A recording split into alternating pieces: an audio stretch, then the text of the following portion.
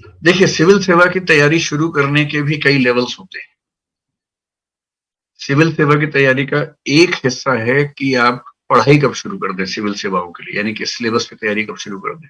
लेकिन पढ़ाई की शुरुआत करने से पहले एक लेवल और भी है, ये 2 लेवल्स और भी हैं। एक लेवल है कि सिविल सेवा परीक्षा की तैयारी के लिए अपने मन को मजबूत बनाना कब से शुरू कर देना चाहिए, क्योंकि मन की मजबूती बहुत ज़रूरी है इस परीक्षा में। ये 2 दिन, 4 दिन की तैयारी नहीं है। इस तैयारी में आपको लगते हैं लगभग 1 साल, 1.5 साल, 2 साल, कभी-कभी 3 साल भी। और वो भी ऐसा टाइम जिसमें आपको बहुत ज़्यादा पढ़ना पड़ता है। मतलब कभी-कभी 10 घंटे, 12 घंटे। शुरुआत में आप 6 घंटे पढ़ेंगे, फिर 8 घंटे होगा। धीरे-धीरे आपका खुद मन करेगा ज़्यादा पढ़ने का और तब तैयारी आपकी सीरियस लेवल पे आएगी। तो जब आपको 3 साल तक या 2 साल तक इतनी गहराई से इतना ज़्यादा मात्रा में पढ़ना हो, तो इसके लिए सबसे पहले तो मन का मजबूत होना ज़रूरी है। तो मेरे ख्याल से सबसे पहली ज़रूरत तैयारी के स्तर पे ये है कि आप अपने मन को मजबूत करें, संकल्प को मजबूत करें। दूसरी तैयारी है कि यूपीएससी की जो अपेक्षाएँ हैं आपसे, जैसा माइंडसेट आपका चाहिए, उस माइंडसेट की तैयारी करें। उस माइंडसेट में कुछ थिंकिंग स्किल्स हैं कि आपको सोचना कैसे चाहिए किसी भी मुद्दे पे।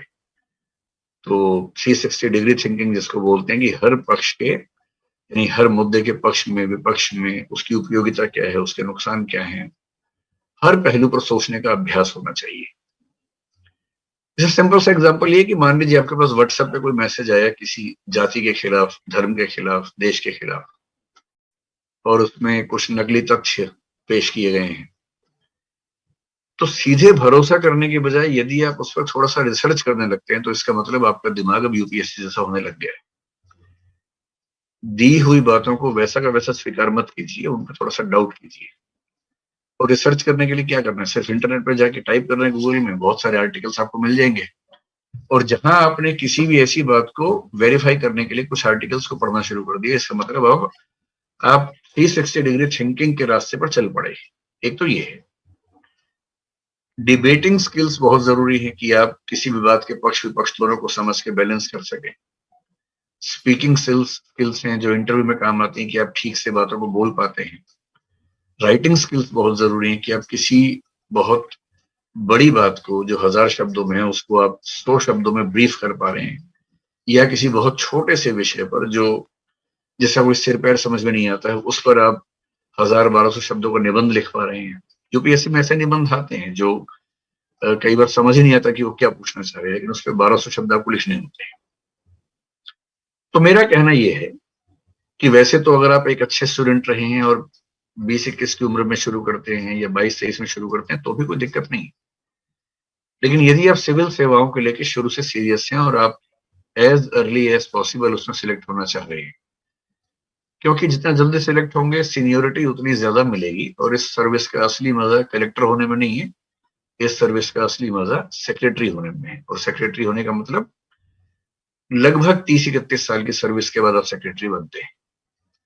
तो यदि आप 23 की उम्र में आईएएस बनते हैं तो आप 54 की उम्र में सेक्रेटरी बनेंगे, तो आपके पास 6 साल और जनरली 2 साल एक्स्ट्रा मान सकते हैं अगर आपको ऐसी पोस्टिंग मिल जाती है बाद में। तो 6 से 8 साल सेक्रेटरी रहने का जो आनंद है इस सेवा में, यदि आप सिलेक्ट होंगे ही 29-30 की उम्र में, तो आपके पास होंगे ही कुल 30 साल, और 30 साल की सर्विस में तो वैसे भी कोई सेक्रेटरी नहीं बन पाता है।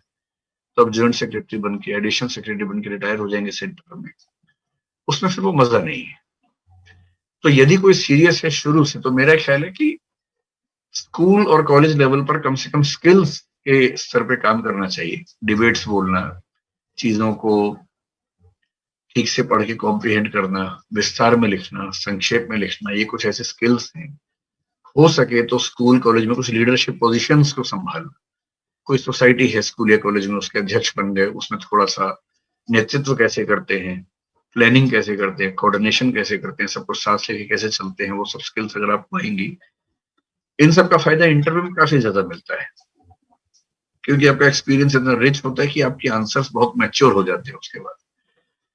तो मेरा ख्याल है कि आपको स्कूल और कॉलेज की लाइफ में एक तो मोटिवेशन, अपना मन मजबूत करने के लिए कुछ सिविल सेवाओं की या सिविल सेवकों की डायरी पढ़ लीजिए, उनकी किताबें पढ़िए उनके बारे में।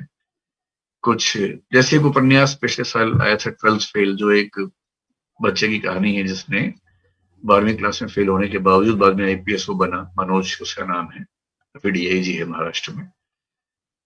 ऐसे कुछ कहानियां आपको मोटिवेशन के लिए हेल्पफुल हो सकती है, तो शुरुआत में 10वीं 11वीं 12वीं क्लास में वो सब पढ़ सकते हैं ऐसी कहानी।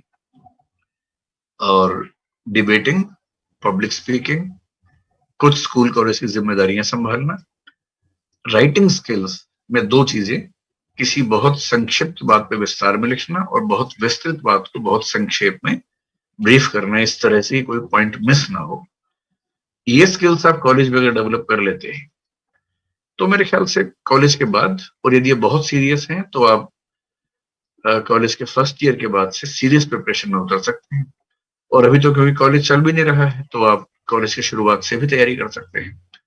ऑनलाइन में तो ये सुविधा भी है कि आप अगर कोई ऐसा ऑनलाइन प्लेटफॉर्म ज्वाइन कर लिया आपने तो उसमें आप 2 साल 3 साल 4 साल तक जितनी बार चाहें पढ़ भी सकते हैं, रिवाइज भी कर सकते हैं।